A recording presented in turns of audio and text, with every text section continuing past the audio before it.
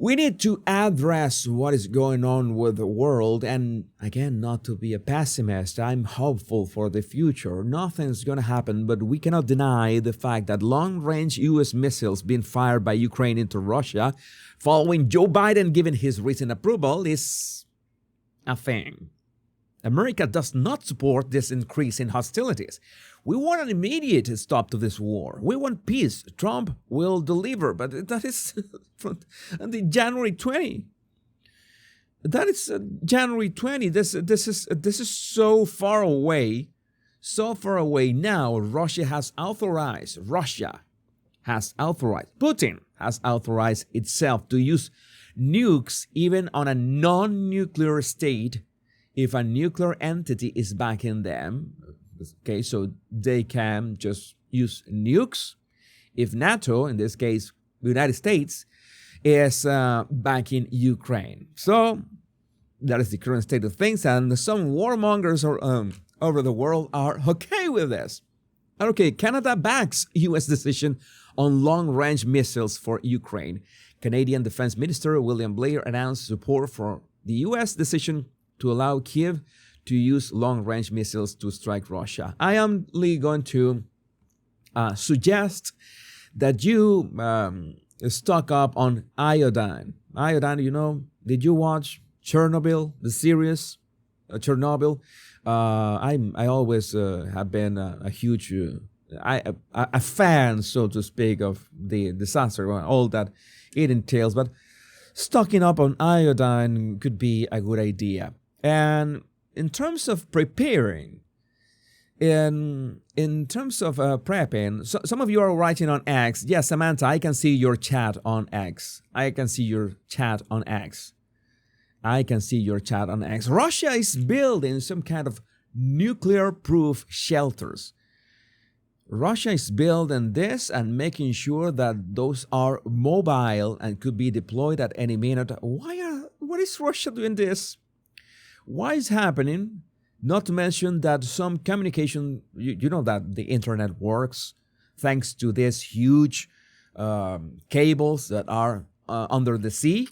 And two of those cables in Europe have been cut off.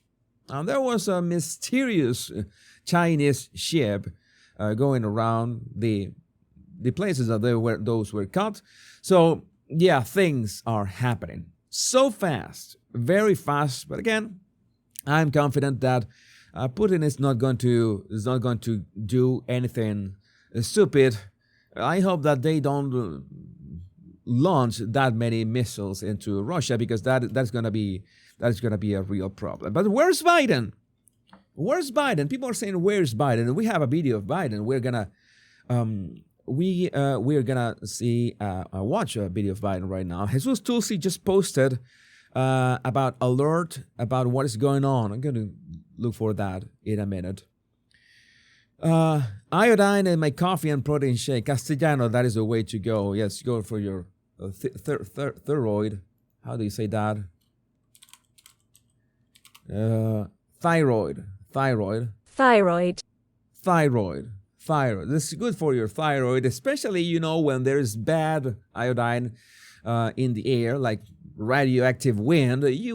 It's a good idea to, of course, it's not something that you can do yourself. You need a doctor, a physician, to tell you what is the right dosage for that. Please do not, this is not medical advice, but iodine is something that helps protect your thyroid in case of radioactive wind. But we need to talk about Biden, who has mysteriously disappeared from this photo. Reporters are shocked that world leaders at G20, this is a big deal, the G20, took a group photo without the President of the United States, who should be the top dog in this picture, was nowhere to be found. World leaders didn't wait for him to get on stage, and as Biden walked up, they all walked off. Maybe Biden had some kind of issue with his diapers or something. Maybe he can get some advice from Oprah, who also allegedly has had some, let's say, bowel accidents. We don't know if because of whatever she is doing with Ozempic. I'm not going to elaborate on that because it's so gross. But Biden was late. Reporter, where's Biden? Oh my God, America is not respected anymore. They didn't care. They did not wait for him. There's there. They were hanging out. Biden was nowhere to be found. They were shaking hands and say, all right, and they were leaving. And reporters were saying, all right, but the photo was incomplete without the leader of the free world, which should be Donald Trump, by the way. But they were so confused, as in, why does this happen? Why are you leaving? Hey, Biden is about to arrive. Biden is about to arrive. You imagine how embarrassing is this for the United States. Where is Biden? I know that Biden was glitching somewhere. Biden was glitching somewhere. Let me see if the camera, I know the camera spotted him at some point, was looking for him. Or there he was arriving. Maybe he was arriving. I know that there was one clip that they picked him up and he was so confused. He didn't know where he was. It is something that is just painful, embarrassing. That second hand. What happened with the cameraman? What is happening to the cameraman? Is that a seizure? Okay, maybe. Okay, there he is. The cameraman was repointing his camera to see that Biden had just. Hey, you miss it, buddy, was saying Castro. Oh, communist scum, right beside him. Castro, you missed the shot, bro. You missed the shot, but no, don't worry. Nobody noticed. Nobody noticed that you glitching. Yeah, you can see that. Biden was glitching. But maybe went for ice cream as well. That is a nice approach. Oh, they no longer have to pretend. That is a nice observation. This is the current state of the U.S. government. Biden was in the bushes. Biden was in the bushes. Oh no, so bad. This is so bad. You know, I'm always talking about optics, and these are the worst optics you can imagine. Now, Biden recorded this clip and I don't know where he was in the Amazon. Biden, it's no secret that I'm leaving office in January. Why would he say that? Why would you say that, Joe? Joe, we did it, Joe. No secret that I'm leaving office in January. Okay, I'm going to tell you it's great that I could understand what he said and my captions work, because sometimes my captions don't work with Biden. It's no secret that I'm leaving office in January. I will leave my successor and my country in a strong foundation to build on if they choose to do so. Yeah, but that's why I'm approving all those missiles to just be dumped into Russia and trigger Putin, and let's see if we enter World War III, which we already know. It is a lose-lose situation. That is not going to happen. It's true. I hope so. Some may seek to deny or delay the clean energy revolution that's underway in America. But nobody can reverse it. Nobody. It's important. It is important to talk about clean energy. By the way, now that we're talking about clean energy, something that I want to point out, there's a video that I retweeted. I'm going to look for it.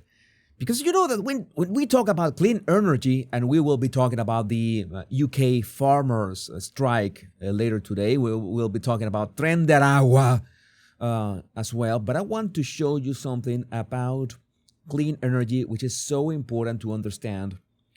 A very good explanation of why nuclear plants are so expensive. And Dr. Robert B. Hayes, Dr. Robert B. Hayes is about to enlighten us about this. I'm going to switch to this so we can understand what entails actual clean energy in terms of nuclear power and why it's so expensive, like anywhere between $6 and $9 billion to build a nuclear plant, and could take anywhere between 6 and 8 years to build a nuclear plant. Some plants are being built in 4 years, which is quite quick. I think the latest one in the UAE was built in 4 years.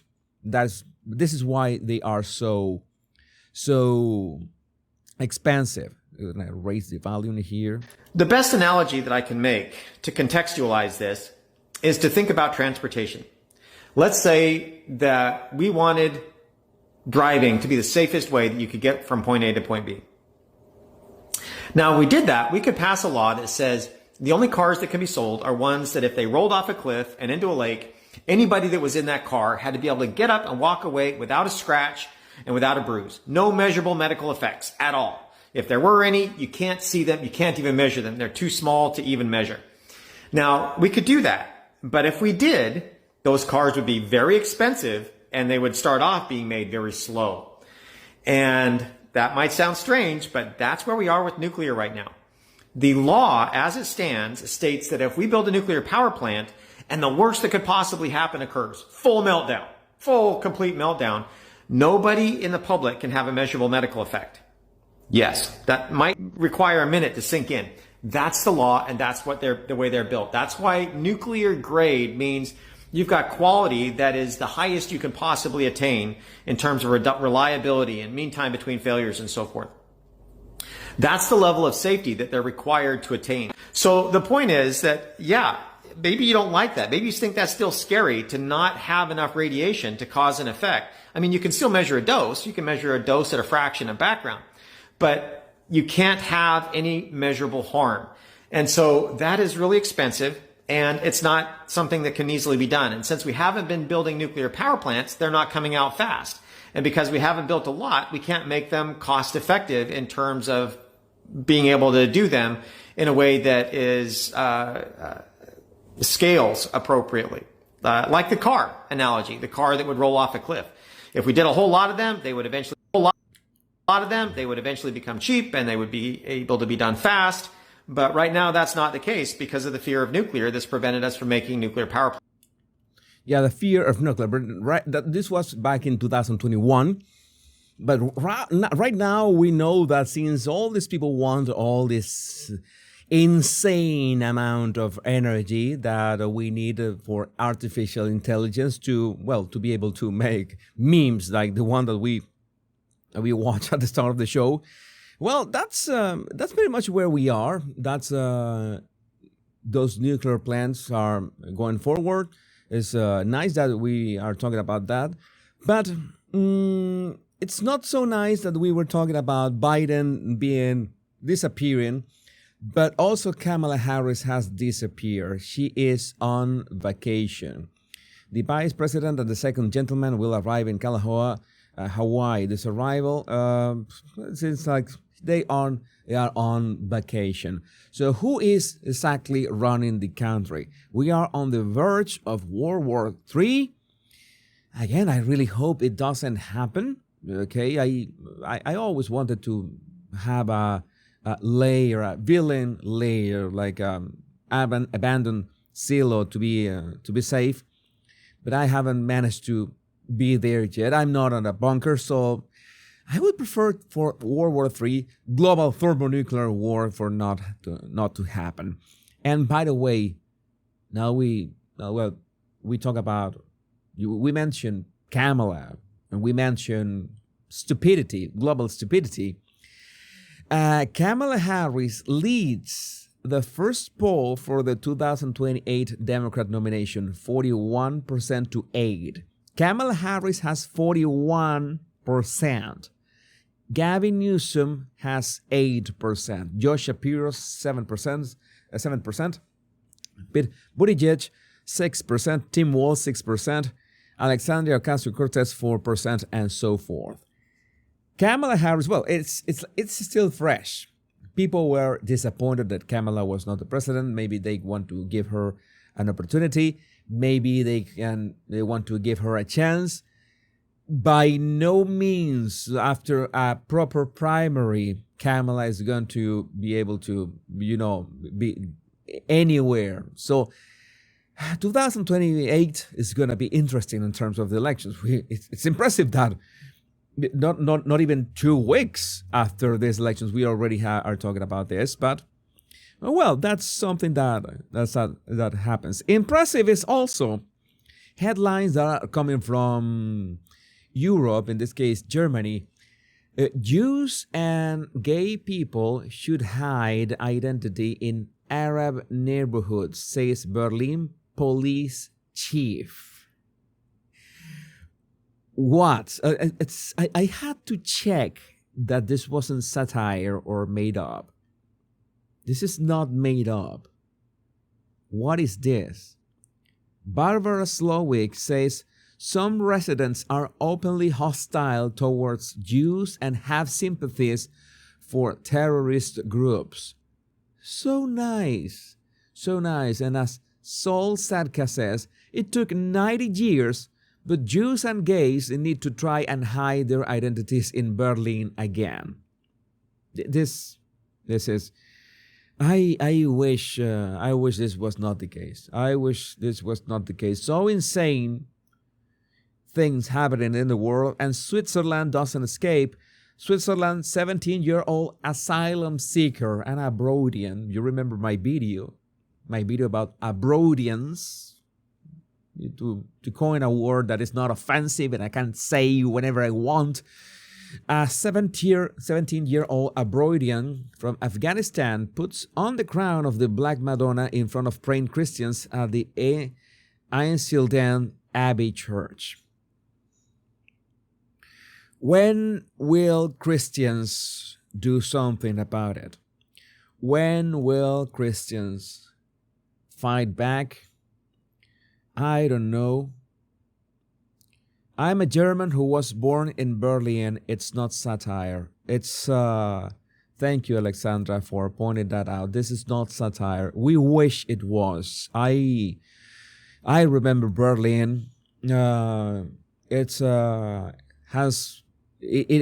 is wonderful to see all the story of the city, but it's so depressing to see what it has turned into. Again, that is to elaborate on those topics. I need to maybe go on Rumble. Maybe today I would not elaborate on that topic, but at some point I would do.